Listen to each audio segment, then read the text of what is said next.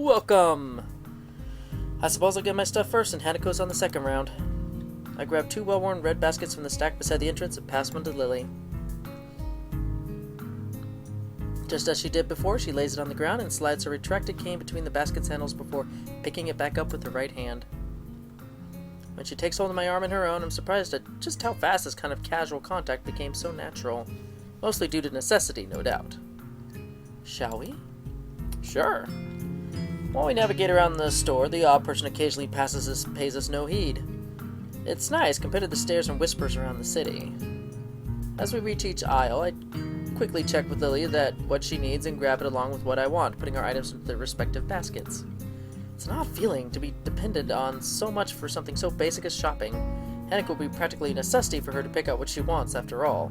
And this seems like a repeat scene from Act 1. They're not introducing anything new here. Right, I'm pretty much done with both my stuff and Hanako's. You needing anything else, Lilly? No, this should be everything. Off we go, then. It's like playing out beat for beat, almost like the previous scene in Act 1. Oddly, there's a queue a mile long. Considering the store's only large enough to warrant one counter, seems like it'll take a while. Dang. Lilly gives an inquisitive look, unable to see the reason for my complaint. The queue's really long. Looks like we'll have to wait. How strange. Sharing the same mood of resignation, we reluctantly take our place at the end of the line. One person finishes, the line moves up. Another person finishes, the line moves up. By the time we finally reach the head of the line, I'm so close to dozing off that Lilly has to gently pat me on the back for me to move up. Hisa! Sorry. She gives a short sigh of consternation as I move up, getting the groceries for Hanako and me put into separate bags. Thank you, please come again. By the time we emerge from the store, Lily's holding a single bag while I struggle to carry 4, both hands well and truly full. It's a lot of work, but thankfully the items in them are light. I thought you said they were... Oh, they didn't say they were heavy, just full. Even without looking skyward, it's obvious that a surprising amount of time's passed, the road outside being dark and lit by street lamps. Once Lilly retrieves her cane, we set back out to the dormitories the way we came, leaving the welcoming warm glow of the store. Despite the road being empty of cars, the full bags abundantly make up for the lack of noise, constantly clunking and squeaking together. My, Hiso, it's good to find that you're eating well. I'm a grown guy after all. I need to eat all I can. Must be nice being a man. Whew, that's an interesting comment there. What? Seemingly not noticing or ignoring my surprised the completely out of left field comment, which I did call out, she continues on without missing a beat. Weight doesn't really bother you when eating, most of the time. I see where she's going, the angle she's getting at here. I get what you mean. Women tend to worry about stuff like that more than we do, I guess. Exactly. It makes me somewhat envious, to be honest. Well, it's not like we can outright ignore it. With an affirmative nod, we continue our walk. Huh. That's right. What is it? Hanako mentioned your birthday was earlier this year. Do anything special for it? She gives a long pause, lost in thought for a few seconds as she recalls the event. Not really. It was just Hanako and me having a little party during the night after school. Your birthday's supposed to be a big event, you know.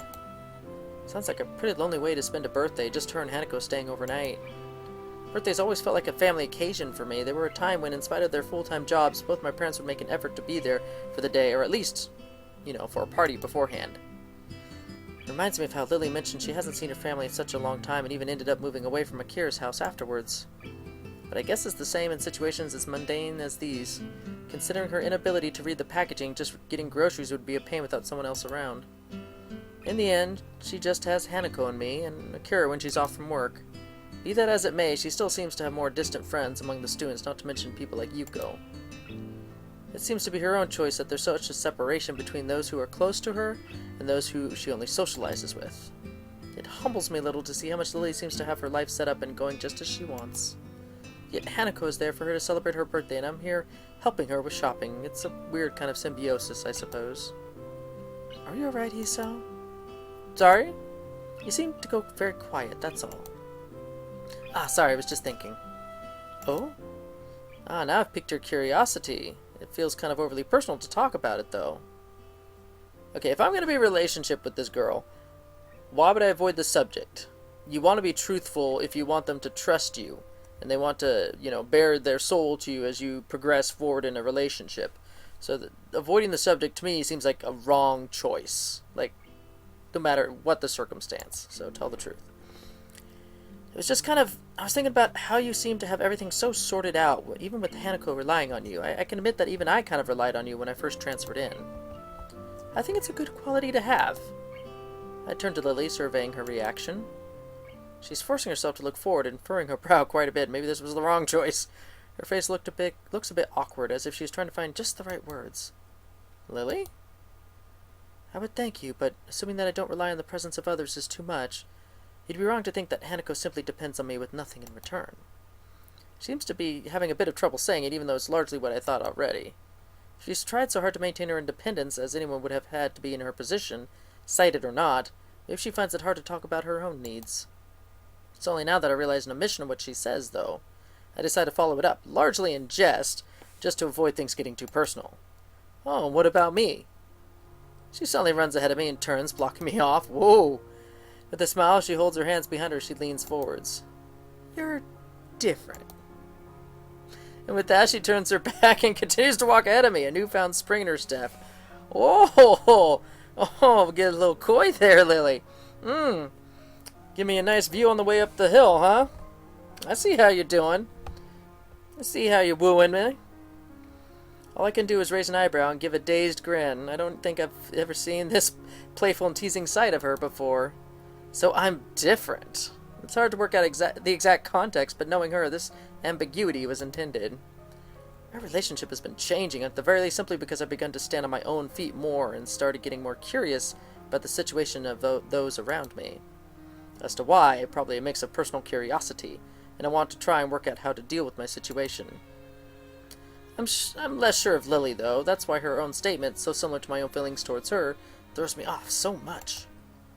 Watching her make her way up the street, cane tapping left to right, I decide to settle the matter later and just smile.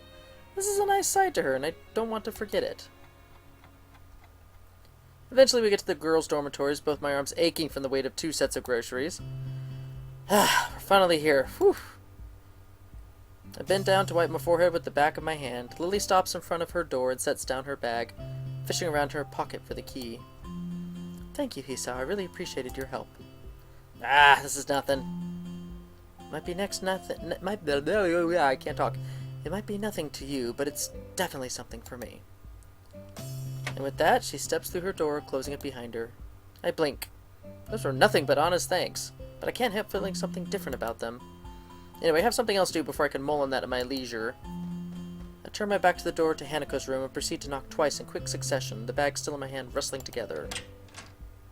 After a couple seconds, the door slowly opens. If one weren't looking closely, they could be forgiven for thinking it hadn't moved at all. This is pretty much how my wife opens the front door to people if she doesn't know who they are. Yes? I don't know you. I'm not going to open the door that far. I twist my head to the side to try and peer through the tiny sliver of a gap between the door and the door frame. Hey, Hanako, I've got your stuff. With that, she opens the door completely, making her plain room visible over her shoulder. Sparsely decorated, it's probably even more unremarkable than my room. I hold out my right arm, both bags almost pulling it straight back down with their weight. Thank you, Hisao. I'm sorry to make you carry them all this way. It's fine, don't worry, just don't make me do it every day, okay? I pass the bags to her as I give her a light-hearted chuckle. After the initial transfer of weight, she manages to take them easily. I'll be off then. Night, Hanako. Good night. I'll see you in class tomorrow. With a deep bow, her groceries still held in her both hands, she steps back and shuts the door. Making my way back to my own dorm, I put one bag into my other hand to balance them out. Even as I do so, I can't get Lily's light-hearted smile out of my mind. When I first met her, it would have been nearly impossible to imagine her like that. Indeed, it feels like we've become closer in the past few weeks since I first got to know both her and Hanako. The time that I spend with her each day, the small exchanges of happiness we share, those small moments of joy as I get closer to her. I'm far from certain, but I don't think these are just the normal feelings of friendship. Once I return to my room, I store away my groceries and begin getting ready for the night. Oh yes, this letter. What is this all about? I swapped the school books in my bag for those I'll need tomorrow, pulling out the yellow envelope Misha gave me earlier in the process. I got so sidetracked by one thing after another that I couldn't deal with it earlier. Who could have written one, I wonder? The name neatly adorning the back of the envelope freezes me in my tracks. It's been so long since I've seen her writing that there's little chance I could have identified it as hers otherwise. Wanako. Oh, the girl... Okay, the girl from the very beginning of the game who told her, asked him to go out with her, and then he had a heart attack on her. Okay, Iwanako. Why should she have written me? I can't think of any good reason for her to do this. I almost don't open the letter, but there'd be little point to that. If I had just left it alone, its mere existence would gnaw at me until I did something about it. I looked down at the piece of paper on my desk, its bright and summery decoration beaming happily at me. That music again, from the hospital. This is going to be a sad letter. It's like a Dear John letter. The lettering is in pink, jarring badly with the yellow sunflower border on the card. The handwriting is neat, the characters having been written thoughtfully and with an unusual amount of care. I'd barely given the letter a second thought when it was given to me, but now I can't get its contents out of my mind. But I'd like to say that I don't know why she used such an old-fashioned method of communication, considering a phone call or an email would be much faster and easier. The answer feels obvious enough given the content. A letter leaves a comfortable distance between the sender and the recipient. Unlike a phone, it isn't required that you engage in conversation, and unlike email, there's less expectation of an immediate reply. Statements such as, the third year seem to be very anxious about the final exams, and it's so weird to think that we are already seniors, isn't it? Or just small talk. Small talk that could have been achieved by simply replying to any of the messages I'd sent her while in the hospital. The ending, though, is the true reason she sent this. The last couple lines added almost as an afterthought. Oh, so we're going to read the letter now. I wonder if we will meet again. Perhaps it's for the best if we don't. Oh. It's a statement that should hurt. I've always heard breakups are nasty stuff, but it feels like this is simply a reaffirmation of what we both already knew instead. It's the preceding text, no more than small talk, that makes me feel most uneasy. I can't figure out why, no matter how long I sit here and look down at this bright and summery piece of paper. If you would like to correspond with me, by all means write me back. It's plainly obvious that this is not the type of letter to be replied to. In the end, this letter is no more than a simple abdication of responsibility, a final statement to reassure herself that our relationship is over. I'm not liking this Wanako girl at all. As such, I find I have little problem in scrunching the letter and envelope into a ball and tossing it into the waste bin, ridding myself of its existence. I go to bed with mixed feelings. Cheated out of a pleasant evening by this intruder from the past. Ironically, it takes a while before I can manage to sleep. And there ends our episode for the... Yeah. Okay, so wow, we just had a nice, good moment with Lilly, thanks to Hanako. And then it's ruined by this person, Awanako, from our past, who pretty much prompted us to have a heart attack right in front of her, and then just dumped us because she just couldn't bear the guilt of her possibly being the reason why we had a heart attack. Who knows? It could have been, it could have not been the catalyst. But the fact that she just Dear Johned us out of her life is just bad form. Anyway, that was a very nice chapter, very small, enclosed little moment in time between these two characters, Lilly and Hisao. So, we're going to go to the next scene in the next episode called Little Wing. See y'all later.